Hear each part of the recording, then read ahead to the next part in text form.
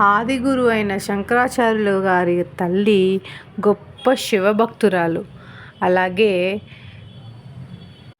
యోగానంద పరమహంస గారి తల్లిదండ్రులు ఇద్దరూ కూడా లాహిరి మహాశయుల యొక్క గొప్ప శిష్యులు.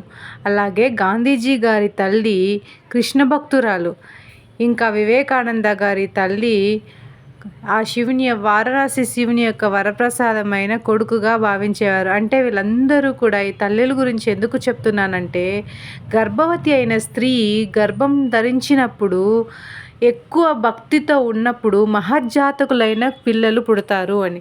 సో వాళ్ళు దేవుని పారాయణాలు వింటూ, భక్తి కథలు, భక్తి మార్గంలో నడుస్తూ, రామకోటిలో లేకుంటే నచ్చిన దేవుని పేరు స్మరిస్తూ ఉన్నప్పుడైతే అలాంటి వాళ్ళకి మహజ్జాతకులు పుడతారని అర్థం. అంతంత మహాత్ములైన ఆదిశంకరాచార్యులు కానీ, లేక స్వామి వివేకానంద గారు కానీ, లేక యోగానంద పరమహంస కానీ, వీళ్ళందరికీ వాళ్ళ యొక్క తల్లులు కూడా చాలా గొప్ప భక్తురాలై ఉన్నారు. చాలా గొప్ప విషయాలు చేసిన వాళ్ళై ఉంటారు. సో గర్భం ధరించిన టైంలో ఏ స్త్రీ అయినా కూడా ఎక్కువ ఆధ్యాత్మికత ఉన్న స్త్రీకి మహాత్ముల జాతకం గల పిల్లలే పుడతారు. సో ఎంత గొప్ప వాళ్ళైనా కాకపోయినా కానీ మన వల్లైనంత వరకు మనము ఎప్పుడు దేవుని పారాయణాలు కానీ, దేవుడి పేరు రాయడం కానీ, లేక దేవుడి కథలు వినడం కానీ, ఇంకా ఆధ్యాత్మికతకు సంబంధించిన చాలా విషయాలు ప్రెగ్నెన్సీ టైంలో మనం ఎక్కువగా ఇంట్రెస్ట్ చూపించి తెలుసుకున్నప్పుడు ఏమవుతుందంటే మనకు పుట్టే పిల్లలు కూడా అలాంటి థాట్స్తోనే పుడతారు. అంటే గొప్ప జాతకులై ఉంటారు. వాళ్ళకి క్షేమ స్థైర్య అన్ని బలాలు కూడా వాళ్ళకి ఖచ్చితంగా సిద్ధిస్తుంది. అదేలాగా వాళ్ళు పాజిటివిటీతోనూ ఎప్పుడు ఎనర్జెటిక్గా ప్రతి ఒక్కరికి సాయం చేయగల గుణంతో పుడతారు. ఎప్పుడు విజయాన్ని పొందగల ఆశీర్వాదంతోనే పుడతారు.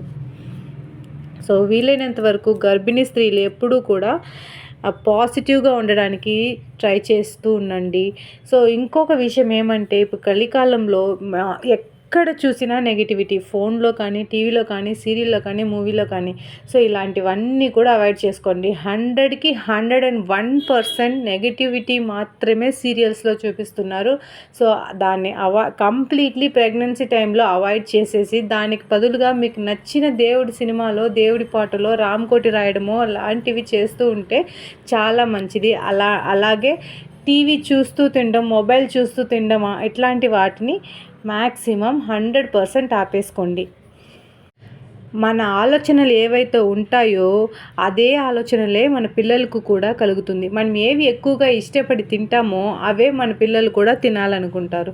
ఏవైతే ఎక్కువ పాటలు మనం ప్రెగ్నెంట్ అయినప్పుడు వింటామో, పుట్టిన తర్వాత ఆ పిల్లలు ఆ పాటలను పెడితే దానికి ఎక్కువ సంతోషంతో రియాక్ట్ అయ్యే చాలా సినారియోస్ని మన సైంటిఫిక్గా ఐడెంటిఫై చేశారు.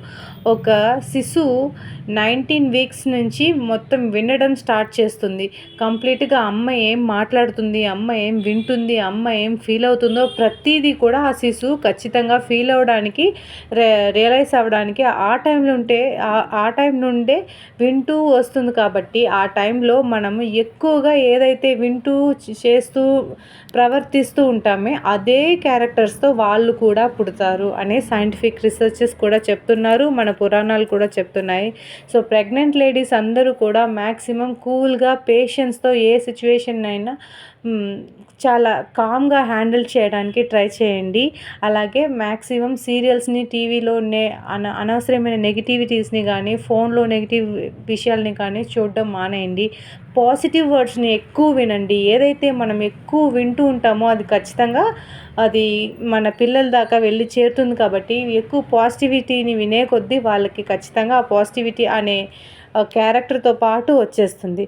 ఇలా ఆధ్యాత్మికంగా ఉండడంతో పాటు కొన్ని మంచి విషయాలు, మంచి పనులు, ఇతరులకు సహాయం చేయడం, చాలామందికి దాన ధర్మాలు చేయడం, భోజనాలు పెట్టడం ఇట్లాంటివి కూడా చేస్తూ వస్తూ ఉంటే అలాంటి వాళ్ళకి ఖచ్చితంగా మంగళకరమైన జాతకాలతో పిల్లలు పుడతారని చెప్తున్నారు.